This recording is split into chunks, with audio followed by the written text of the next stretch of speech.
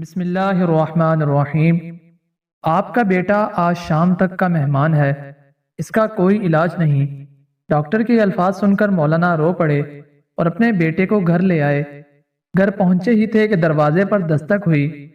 مولانا دروازے پر گئے، باہر ایک بوڑھے شخص کو کھڑے پایا۔ حضرت نے سلام و دعا کے بعد پوچھا، بابا جی خیریت سے آئے ہو؟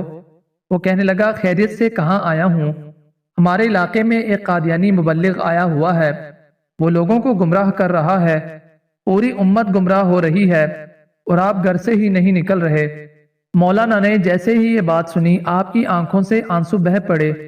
چند کپڑے، کتابیں اور ضروری چیزیں بیگ میں ڈالیں اور گھر سے روانہ ہونے لگے۔ بیوی نے دامن پکڑ لیا اور کہنے لگی، مولانا آخری لمحات میں اپنے نوجوان بیٹے کو اس حالت میں چھوڑ کر جا رہے ہو؟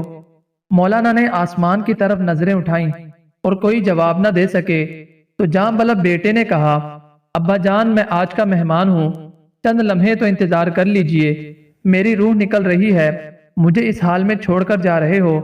مولانا نے اپنے نوجوان بیٹے کو بوسہ دیا، رونے لگے اور فرمایا، اے بیٹے، بات یہ ہے کہ میں محمد صلی اللہ علیہ وسلم کے دین کی خاطر جا رہا ہوں، کل قیامت کے دن حوض کوثر پر ہماری تمہاری ملاقات ہو جائے گی۔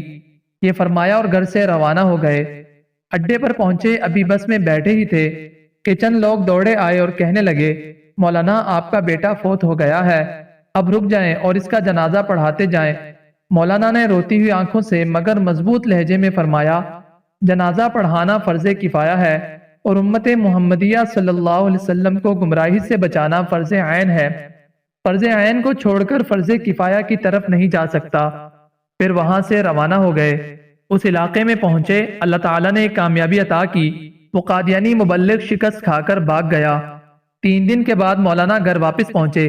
بیوی قدموں میں گر گئی اور رو کر کہنے لگی، مولانا جب آپ جا رہے تھے تو بیٹا آپ کی راہ تکتا رہا اور کہتا رہا جب ابا جان واپس آئیں تو انہیں میرا سلام عرض کر دینا۔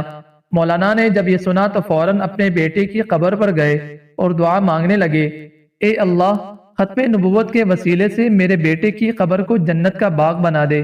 مولانا دعا مانگ کر گھر واپس آئے تو رات بیٹے کو خواب میں دیکھا۔